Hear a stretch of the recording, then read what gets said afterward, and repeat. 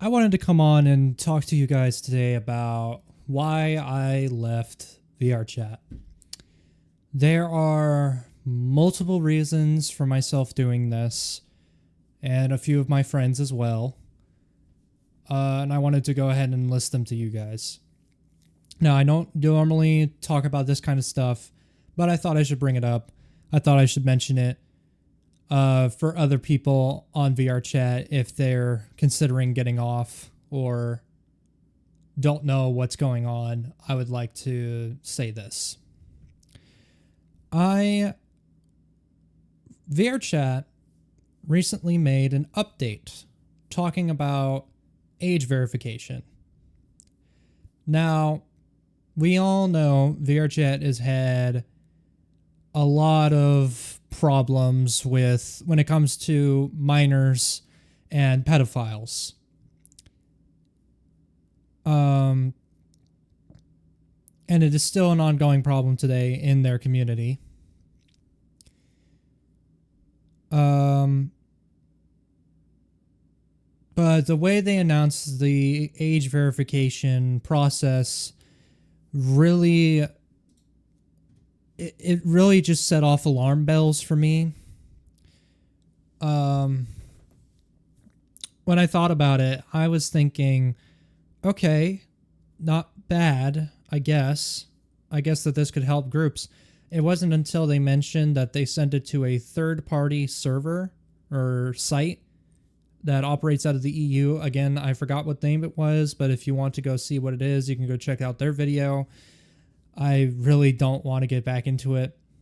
And they said, quote, "We do not collect your name, your photo ID, or your address. We only collect your birthday." To me, that is a red flag within itself. Reason being, that should be common sense. It's age verification. Why?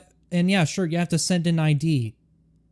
But shouldn't it be common knowledge that the only thing that they're really going to be looking for is their birthday to make sure that it's valid? Because that's what that's for. It's to look at the ID, make sure that it's real, and if it's real, verify the birthday. Boom. Simple as that. You don't need to worry about the address, the photo, the name. That's it. So the fact that they had to say that stuff was a pretty big red flag in my opinion. And it kind of turned me off for VRChat. Now, granted, VRChat's been making a lot of questionable decisions lately, and that has been shown, especially, I believe, in this past June, when they laid off 30% of their workers. I'll let that sink in. 30% of their workers in June. According to the Voices of VR website, and I'll read this here. On June 12th, 2024, VRChat announced that they were laying off 30% of their staff, and they posted a letter to all employees sent from CEO Graham Gaylor that said, quote, "We're reducing the size of our team by around 30% and saying goodbye to many talented members in the process. This is the hardest change we've had to make at VRChat, and Jesse and I take full responsibility for the decisions that brought us here." This is the hardest change we've had to make at VRChat, and Jesse and I take full responsibility for the decision that brought us here. Now, isn't that interesting? We take full responsibility. Now, of course, it says here that there are four main reasons for the layoff. One is that they added too many individual contributors to their development team without a management layer, according to... I'm just reading this. I'm just reading it off. According to voicesofvr.com or whatever it is. You can just look this up. Do VRChat 2024 30% cut or something. Like, go find about their layoff. This article will pop up. And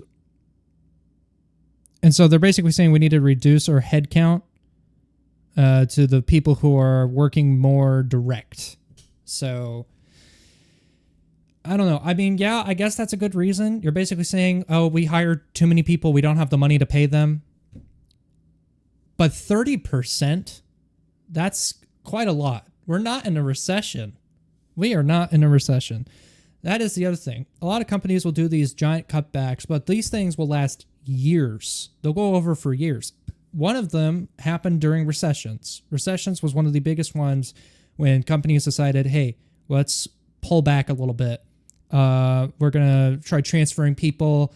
We'll lay off some people. But even then, at the standard company practice, you'll like chop off about the 5% of people that aren't working efficiently each year. And it's efficient because then it opens up the jobs for the people that they actually want to be doing the job. But yeah, just 30% in one day, that is ridiculous, you know? And I get it. VRChat's a privately owned company. They can do whatever they want within limits, obviously. But just hearing that says a lot too. Just they're basically saying, "Oh, sorry, we fucked up, and yeah, we're going to have to lay 30. We're gonna have to lay off of you, and you. Pack your things and go." You know, they take full responsibility for the decision. So this is one of the reasons. It wasn't my main reason, but this was the most recent reason I found. That just shows how unimpressed I am with VRChat and everything that they've been doing. A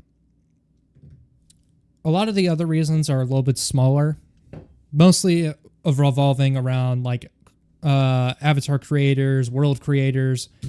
So VRChat, they use, it's like Roblox, you know, they get people, they have a community of people that create the stuff for you guys to use. That's kind of how it works. I called it VR Roblox because that's just how it seemed to me when I first got into it. And yeah, it was all right.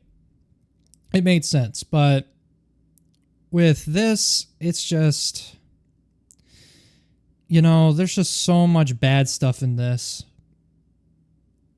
I've been told by other avatar creators that they're able to install malware. Now, again, I'm not entirely sure if they were telling me the truth on this, but if they are, it terrifies me. I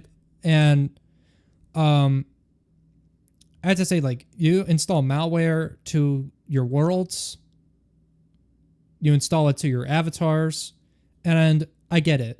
People will rip avatars from other people. That happens. It's going to happen. But they're basically saying that they would put a Trojan horse inside a ripped inside their avatar, so that way if it was ripped, that malware would be installed. If that is true, damn, that is scary. They also said that that world creations are starting to get a little more advanced now. They had this thing called the box, which is basically like, oh, hey, we got admin privileges now in our worlds, so all we have to do is just press a button and someone will literally go to what we call the box. It's a white room. They can't leave. They can't respond. They can't leave the world. And in some cases, they couldn't even leave the game. The only way that you could was by restarting your headset. And I've been inside that box before. And let me tell you, it is one of the most scariest things that you could do, because your headset will start, like your system will start going haywire. It'll be like, oh my God, what's happening? What's happening? You are trying to shut that crap off quick before it actually damages something. So yeah, there's that. That's one of the reasons. Another one of the reasons, I've been digging deeper into VRChat's reputation and all that stuff. A lot of parents are not happy about the site. A lot of parents are not happy about the site. I've read reviews talking about how this place is definitely not for kids, that it is not for 13-year-olds. And because this and because this episode is going to be obvious, it's obviously going to be the 18. This is going to be an 18 plus episode, so obviously I'm just going to go ahead and say it. This is going to be age restricted. So yeah, the reviews basically talked about predators, pedophiles, sex clubs, drug use, extreme racism, cults, profanity, beyond anything that anyone had ever seen. And yeah, it's shocking to hear all of that. And from my own experience, yes, all that stuff is there.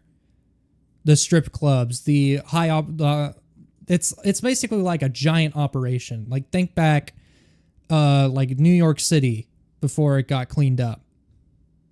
What time period was that anyways? Yeah, right here. Times Square, New York, the Deuce in the 70s. Yep.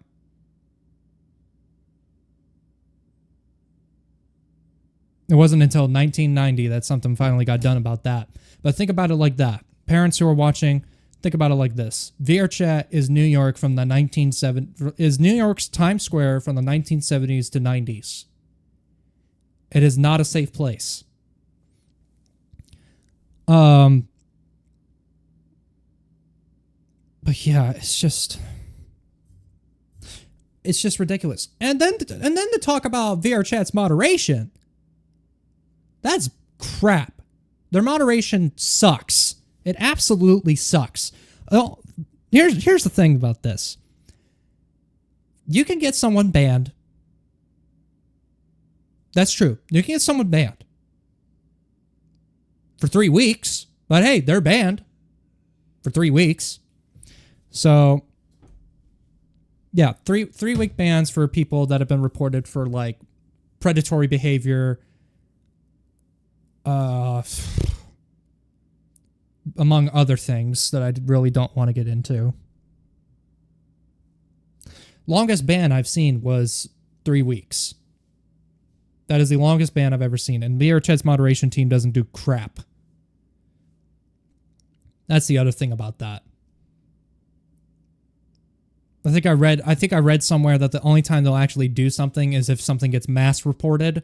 Then they'll actually give a shit and actually take a look at it and see what's wrong with it. So, yeah, that's pretty much not okay.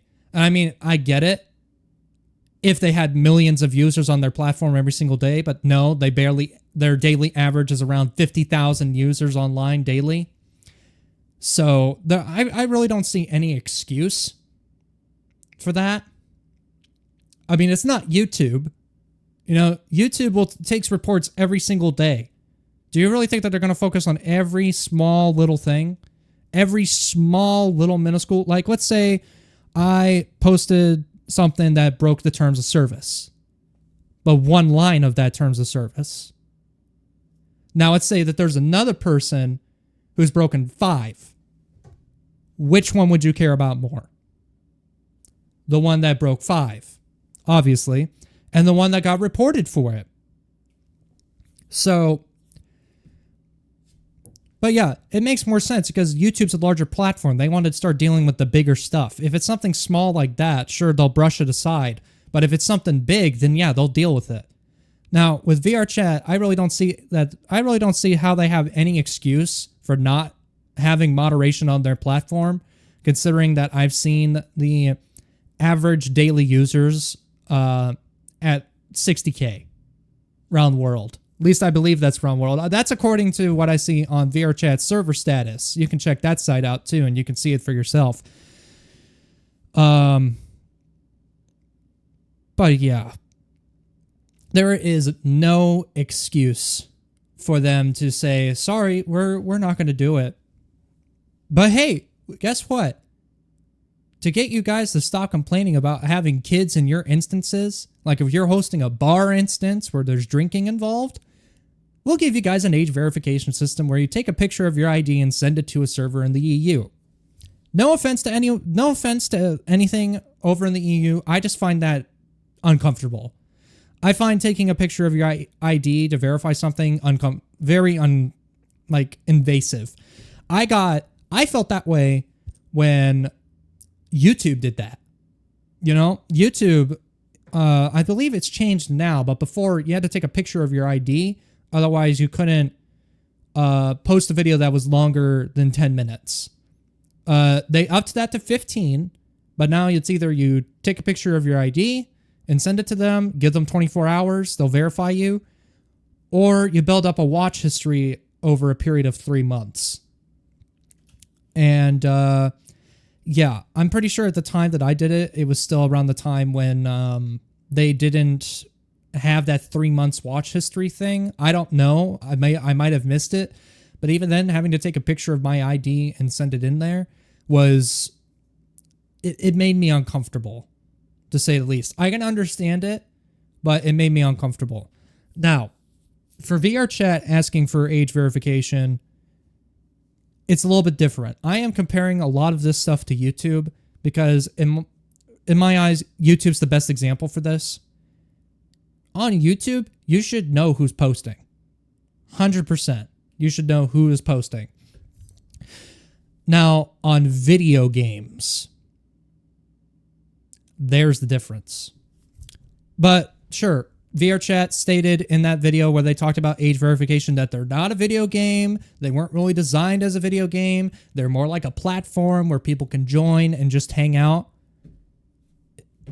I mean, sure. Yeah. It could be a platform.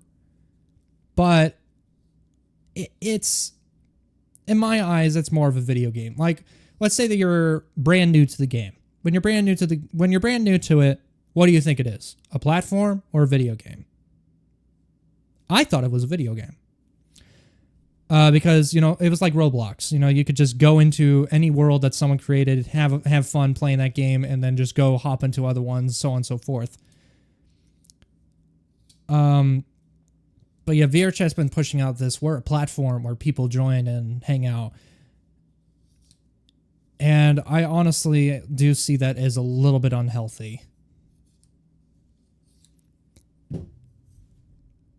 I will admit, I have a lot of hours on my VRChat account.